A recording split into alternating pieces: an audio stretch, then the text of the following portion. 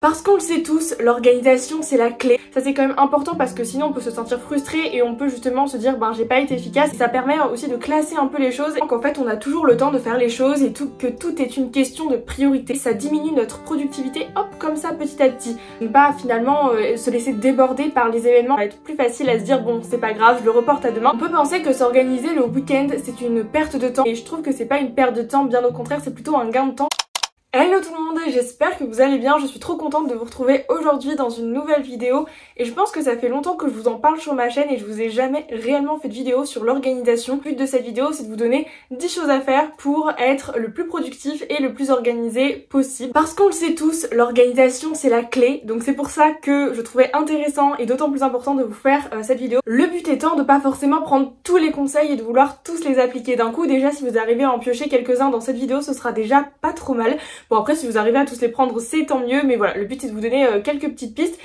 Je trouve qu'un des premiers points clés c'est d'organiser sa semaine le week-end d'avant. Donc par exemple le dimanche, ou le samedi d'ailleurs, ça marche aussi, vous prenez un temps, même si c'est une demi-heure, une heure, souvent il n'y en a pas pour autant de temps pour organiser votre semaine, pour noter tout ce dont vous avez à faire le soir en rentrant des cours ou en rentrant du travail, notez tout ce que vous avez à faire, planifiez, dites-vous ok bon je vais faire ça tel jour ou alors tel jour etc. pour que ce soit le plus efficace possible en fonction de ce que vous avez à faire. On peut penser que s'organiser le week-end c'est une perte de temps parce que on perd du temps à s'organiser, mais je trouve que c'est pas une perte de temps, bien au contraire c'est plutôt un gain de temps parce que sur le long terme vous allez vous rendre compte que quand vous organisez vos semaines à l'avance, quand vous rentrez du travail ou des cours le soir, la semaine, vous savez ce que vous avez à faire, ce qu'il vous reste à faire et c'est très clair dans votre tête et du coup vous procrastinez beaucoup moins et vous oubliez moins aussi de faire certaines choses, tout comme le week-end ce que vous avez à faire ça va de même. Donc en fait on peut penser que c'est au début que c'est un peu une perte de temps, mais en réalité vous allez voir qu'au fur et à mesure c'est plutôt un gain de temps sur en tout cas du long terme, et si vraiment vous utilisez cet outil comme il le faut. Personnellement m'organiser,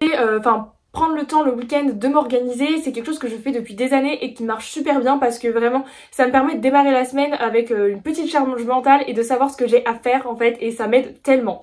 Bref. Le deuxième point que je voulais aborder dans cette vidéo c'est de faire des to-do list. Ça c'est un conseil que je vous ai déjà donné à plusieurs moments dans plusieurs de mes vidéos. Je trouve que les to-do list c'est un outil qui est extrêmement pratique pour justement lister tout ce qu'on a à faire dans la journée ou dans la semaine ou même dans le mois, peu importe, on peut l'utiliser un petit peu comme on veut. On prend un papier, un crayon, ou alors on peut aussi le faire sur le téléphone parce que maintenant il y a quand même des applications. Moi je vois l'application de notes sur iPhone qui est quand même très bien faite pour justement faire les petites to-do list et cocher quand est-ce qu'on a fini quelque chose. C'est important de le faire le matin ou le week-end si on fait pour la semaine par exemple. Ça permet vraiment de ne pas oublier les choses à faire et de s'y tenir beaucoup plus facilement. Ce point-là est un point extrêmement essentiel, c'est de trier les tâches que vous avez à faire dans votre journée ou dans votre semaine par ordre de priorité. C'est tellement important, on s'en rend pas compte, mais je pense que le fait de mettre par ordre de priorité, donc vous mettez d'abord par exemple quelques-unes, 2 ou 3, un peu les top priorités, les choses que vous avez vraiment à faire dans la journée qui sont un peu indispensables, que vous devez faire absolument aujourd'hui. Ensuite vous mettez les choses qui sont importantes mais un peu moins urgentes, vous en mettez aussi 3 par exemple, 3 tâches qu'il faudrait faire idéalement. Mais si on a fait les 3 top priorités, c'est pas grave si elles sont pas faites. Et ensuite vous pouvez mettre les petites tâches un peu bonus etc. si vous avez un peu plus de temps que prévu par exemple. Mais le fait de trier par tâche, par ordre de priorité, ça permet vraiment de se dire ok je vais commencer par ça, et ça permet aussi de classer un peu les choses. Dans la journée, si déjà on a terminé les 3 top priorités, c'est déjà incroyable en fait. Ça nous permet de moins culpabiliser et de se dire j'ai fait les 3 top priorités, ma journée elle est faite, parce que des fois on se rend pas compte du temps qu'on peut prendre à faire ces tâches-là. Il peut y avoir des imprévus aussi dans la journée. Donc c'est pour ça que si on arrive à faire les top priorités, c'est déjà pas mal. Et ensuite les tâches qui sont ensuite sur notre to-do list, c'est pas grave si on les a pas fait, et c'est un bonus en fait si on les a fait, et c'est tant mieux. Je pense aussi dans cette même lignée, ce qui est important c'est de se donner des to-do list réalisables. Ça sert à rien de se mettre 150 choses à faire sur sa to-do list parce qu'on sait très bien que c'est impossible. Donc vraiment essayez de vous mettre des choses réalisables, ou de mettre aussi le temps que ça va vous prendre de faire chaque tâche pour justement ajuster le nombre de choses que vous mettez à faire dans votre journée ou dans votre semaine. Ça c'est quand même important parce que sinon on peut se sentir frustré et on peut justement se dire j'ai pas été efficace, alors que bien sûr que si. Donc voilà, tout est aussi une question de savoir être raisonnable et de mettre des choses qui sont atteignables et faisables dans notre journée. D'ailleurs, j'ai pas précisé dans cette vidéo, mais vous pouvez prendre un agenda. Enfin, c'est quand même utile d'avoir un agenda, que ce soit sur votre téléphone ou que ce soit un agenda papier, un planeur, peu importe. En vrai, prenez la chose qui vous correspond le mieux, ou même un bullet journal, ça marche aussi très bien.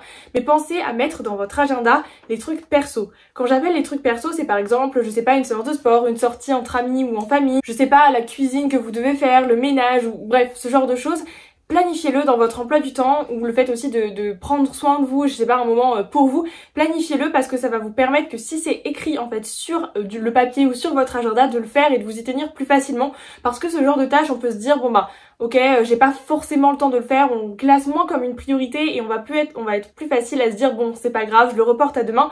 Mais si on fait ça tous les jours, bah on le fait jamais. Quand vous le posez dans votre agenda, ça va permettre à votre cerveau de comprendre qu'il faut le faire et que c'est acté, vraiment c'est posé. Donc c'est comme n'importe quel autre rendez-vous, ça vous permet de le faire parce que vous êtes mis une heure, un jour, etc. Et ça vous permet de dire, bon bah ok, là je le fais parce que c'est noté dans mon agenda.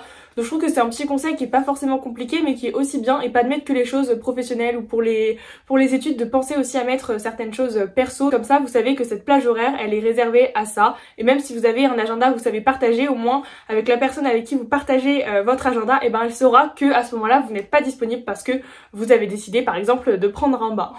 Je vous conseille d'avoir un agenda qui soit au minimum hebdomadaire, voire mensuel, c'est l'idéal, pour avoir au moins une vue d'ensemble. En fait, dans votre agenda, que vous ayez une partie journalière, je trouve que c'est quand même assez important, une partie hebdomadaire et une partie mensuelle. Si vous pouvez avoir les trois dans le même agenda, c'est l'idéal parce que ça permet d'avoir une vue d'ensemble sur la semaine, sur la journée ou même sur le mois. Et je trouve que ça peut permettre d'anticiper aussi certaines choses et de pouvoir prévoir les choses en amont. Et du coup de pouvoir avoir notamment une vue d'ensemble sur le mois voire sur l'année, ça aide vraiment parce que on peut se dire bon bah ok, tel week-end c'est très chargé, donc je peux commencer à anticiper certaines choses et à réajuster aussi mon emploi du temps en fonction. Donc vraiment je trouve que avoir une vue d'ensemble et avoir un planeur ou un calendrier qui vous permet de voir tout ce que vous avez prévu au moins sur le mois, c'est déjà je trouve une grande aide pour essayer de s'organiser au mieux, du mieux qu'on peut en fonction des événements qu'on a de prévu. Et par ce fait, le sixième point que je voulais aborder dans cette vidéo, c'est d'anticiper les périodes qui peuvent être chargées. Parfois, il arrive que dans le mois, dans l'année ou même dans la semaine, on peut avoir un week-end où on soit pas du tout là parce qu'on a quelque chose de prévu, ou une semaine où vraiment c'est hyper chargé parce qu'on a plein de rendez-vous, plein de choses à faire. Et ben en fait, ces moments-là, si vous arrivez à avoir une vue d'ensemble et que vous prenez le temps de bien vous organiser en amont, si vous savez qu'à un moment donné vous avez une période chargée, même si par exemple vous êtes étudiant, vous avez une semaine de partiel, et ben anticipez en fait tout ce que vous pourriez avoir à faire, que vous pouvez le faire avant, essayez de le faire vraiment le plus tôt possible et d'anticiper les choses, de décaler un petit peu pour avoir le temps de tout faire et pour libérer au maximum le moment en fait où vous allez être très chargé. Vraiment en fait d'anticiper les périodes qui vont être très chargées, ça permet aussi vraiment d'être beaucoup mieux organisé, de rester productif et de ne pas finalement se laisser déborder par les événements et par les choses. Enfin par exemple, moi je prends un exemple, je suis étudiante, ça m'arrive des fois d'avoir une semaine où on a beaucoup de choses à rendre, beaucoup de devoirs, et en plus de ça on a aussi pas mal de partiels tout en même temps. Et en même temps, s'il y a le sport, s'il y a plein de choses à côté, forcément de la vie perso aussi qui rentre en jeu. Et en fait, si je prévois pas et j'anticipe pas ce moment qui va être chargé, et ben en fait je croule sous le travail, j'ai trop de choses et forcément ça devient compliqué. Alors que si par exemple quelques semaines avant, ne serait-ce que la semaine d'avant, je me dis bon bah ok, la semaine prochaine j'ai ce devoir, j'ai un partiel, et ben je vais le faire plus tôt parce qu'on a toujours tendance à repousser à la dernière minute. Et du coup de me libérer un peu la charge, de me dire bon bah je vais commencer à réviser pour ce partiel un peu plus tôt que ce que j'avais prévu parce que j'aurai pas le temps dans la semaine, ça permet, vous voyez, en fait de libérer la semaine et de aussi beaucoup moins stresser. Enfin ça a un impact en règle générale bien positif, donc c'est pour ça que je peux que vous recommander d'anticiper en fait les périodes qui peuvent être un peu chargées pour mieux vous organiser. Si vous êtes quelqu'un d'un petit peu tête en l'air ou qui vous laissez facilement déborder, je peux que vous recommander d'utiliser par exemple des rappels ou des timers. Alors je m'explique. Les rappels, ça peut vous servir si vous oubliez de faire certaines choses, oubliez certaines tâches, par exemple je sais pas, d'aller faire les courses ou je sais pas, d'autres tâches comme ça. Si vous oubliez ce genre de tâches, n'hésitez pas à utiliser les applications rappels de vos téléphones ou alors d'autres moyens pour vraiment en fait vous rappeler qu'il y a cette tâche là à faire pour ne pas l'oublier, parce que ça peut arriver aussi des fois qu'on oublie quand on a plein de choses à faire au quotidien. Et aussi n'hésitez pas à utiliser des timers, les timers notamment si vous avez une tâche à faire et que vous êtes dit ben il faut que je prenne 1 heure maximum parce que sinon après j'aurai pas le temps de faire le reste, et ben vous mettez un timer, vous dites ok c'est 1 heure, si j'ai pas terminé ben j'arrête et je passe à autre chose. Ça permet d'éviter quand même de se laisser un petit peu déborder. Il est également très important pour être le plus productif possible de penser à faire des pauses de temps en temps. Faire une tâche pendant 5-6 heures d'affilée, voire même plus, ne serait-ce que 2-3 heures d'affilée, sans aucune pause et sans jamais s'arrêter, que ce soit devant l'ordinateur ou une autre tâche, peu importe.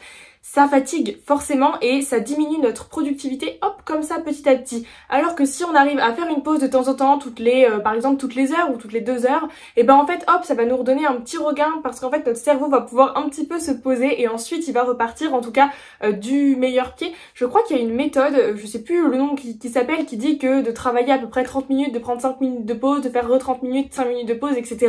pour vraiment justement rester le plus productif possible parce que le cerveau a aussi besoin de faire des pauses. Et dans la même lignée, il est également important de limiter les distractions qu'on peut avoir autour de nous du type, le principal que je pense c'est le téléphone avec toutes ces notifications, tous ces bruits là. Quand vous faites une tâche importante où il ne faudrait pas que vous soyez distrait pour être le plus efficace possible, pensez à le mettre en silencieux ou en mode ne pas déranger, voire en mode avion, et à enlever toutes les petites distractions autour qui peuvent vous faire du bruit, vous perturber, etc. Parce que c'est pas forcément que le téléphone, des fois ça peut être quelqu'un autour qui navigue, qui vous pose des questions et du coup ça vous empêche d'être autant efficace que ce que vous aimeriez. Enfin voilà, c'est quand même important de faire des pauses et de limiter les distractions autour pour essayer d'être le plus efficace et le plus productif.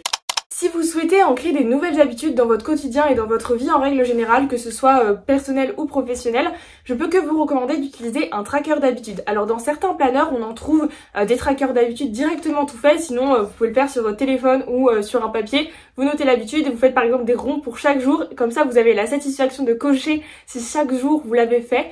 Et vraiment les trackers d'habitude, ça permet beaucoup plus de s'y tenir parce qu'on n'a pas envie de ne pas cocher la petite case qui nous dit qu'on a bien fait l'habitude. Notre cerveau il va préférer faire l'habitude que d'avoir le truc de rompre la chaîne et de se dire mince, j'ai pas fait cette tâche là. Et donc avoir un tracker d'habitude c'est très intelligent sur ce point là parce que du coup votre cerveau il va se dire je préfère faire l'habitude. Donc il va faire l'habitude plutôt que de casser la chaîne de croix que vous allez avoir commencé par exemple. Donc vraiment je peux que vous recommander d'avoir un tracker d'habitude si vous souhaitez ancrer une nouvelle habitude, sachant que pour qu'une nouvelle habitude elle soit vraiment ancrée, qu'elle devienne entre guillemets automatique, il faut à minima 21 jours. Donc 21 jours où on l'a fait d'affilée. Donc c'est pour ça qu'un tracker d'habitude ça peut quand même être utile. Et bien sûr, je l'ai pas reprécisé, mais quand vous fixez une habitude, mettez quelque chose de réalisable. Ça sert à rien si par exemple vous vous dites je veux reprendre le sport et je veux me remettre à bouger, etc. Si vous dites que vous voulez en faire 6 ou 7 jours par semaine alors que vous n'avez pas fait de sport depuis 1 an, c'est complètement un peu idiot, si je peux me permettre, dans le sens où physiquement parlant, est-ce que ça va pas être trop dur, trop demandé? Mieux vaut mettre quelque chose qui soit plus réalisable et plus réaliste au début, de mettre quelque chose de plus simple, de vous dire ok, j'essaye de m'entraîner 3-4 fois dans la semaine dans un premier temps et ensuite petit à petit d'augmenter une fois que l'habitude elle est ancrée, parce que sinon c'est souvent ce qui se passe d'ailleurs au début d'année où on se fixe des résolutions et qu'on ne tient pas. Donc vraiment mettez des choses réalisables, c'est ce qui va vous permettre de tenir sur le long terme. Le dernier point que je voulais aborder dans cette vidéo, je trouve assez important pour notamment limiter la procrastination et du coup ne pas perdre trop de temps, c'est que toutes les tâches, par exemple quand vous arrivez des cours ou du travail, toutes les tâches qui prennent très peu de temps à faire, qui prennent 10-15 minutes maximum à faire, voire 5 minutes bien sûr, par exemple je sais pas, défaire la vaisselle, faire la vaisselle, passer un coup d'aspirateur parce que c'est sale, étendre le linge, ramasser le linge, ce genre un peu de tâches qui prennent vraiment pas longtemps à faire et souvent qu'on se dit je le ferai plus tard. Si vous le faites directement quand vous arrivez, des toutes petites tâches comme ça, déjà ça va permettre à votre esprit de ne plus avoir à y penser parce que du coup c'est fait et du coup d'être plus efficace et de vous concentrer sur toutes les autres choses que vous avez à faire. Et souvent aussi, c'est souvent des tâches ménagères qui prennent pas très longtemps à faire, et souvent ça vous permet aussi d'avoir un esprit beaucoup plus clair parce que tout est rangé, et ça va de même avec justement la productivité. Et en même temps, si ça vous prend pas longtemps à faire, au moins c'est fait, vous auriez pu aller faire plus tard. Voilà déjà pour les 10 choses à faire pour essayer d'être le plus productif et efficace et même organisé en tout cas dans tout ce qu'on a à faire. Mais je voulais vous rajouter un petit bonus juste ici que je trouve également très important et qu'on ne pense pas forcément qui pourrait autant impacter, mais en réalité il est très important, c'est le sommeil. Il est très important de bien dormir. Le fait de bien dormir, ça permet d'être beaucoup plus efficace, de beaucoup mieux apprendre, de mieux réfléchir, et quand on est pas fatigué en fait, on va être tout de suite plus efficace. Donc en fait, mieux vaut dormir un peu plus longtemps et être hyper efficace et passer moins de temps sur certaines tâches et ne pas essayer de ramer un petit peu. Vous savez, des fois quand on est fatigué, c'est difficile de faire certaines tâches, alors que si on est reposé, c'est beaucoup plus simple. Donc je peux que vous recommander de bien dormir tous les soirs, c'est super méga important. Je voulais finir cette vidéo par vous dire tout simplement qu'en fait on a toujours le temps de faire les choses et que tout est une question de priorité. Donc souvent on entend beaucoup de gens dire ou se plaindre mais j'ai pas le temps de le faire. Non, en fait, à partir du moment où on est organisé, où on a planifié les choses et où on priorise les choses les plus importantes, on a toujours le temps de faire tout ce qu'on veut, parce qu'on a tous le même temps par jour qui est de 24 heures pour faire en tout cas tout ce qu'on a à faire, dont dormir, manger, etc. Donc en fait on a toujours le temps, tout est une question de priorité. Voilà, je pense que c'est un bon mot de la fin pour clôturer cette vidéo. J'espère en tout cas que cette vidéo aura pu vous plaire, que vous aurez pu apprendre quelques petits conseils, quelques petits tips pour rester organisé et productif. Je pense qu'il y en a peut-être certains que vous connaissiez déjà, peut-être d'autres qui sont nouveaux, ça dépend. En tout cas dites-moi en commentaire si vous avez d'autres conseils à organisation ou pour être le plus productif possible et quelles sont vos astuces à vous. Donc voilà, moi je vais vous laisser là en tout cas pour cette vidéo. Je vous retrouve dans 2 semaines pour une prochaine vidéo qui risque d'être un peu un vlog, un peu reset parce que je vais devoir retourner sur Lyon et préparer ma rentrée parce que ma rentrée était en décalé. Donc je vous retrouve dans 2 semaines pour cette vidéo et en attendant je vous souhaite de prendre soin de vous et je vous fais de très gros bisous et je vous dis à très bientôt. Bye!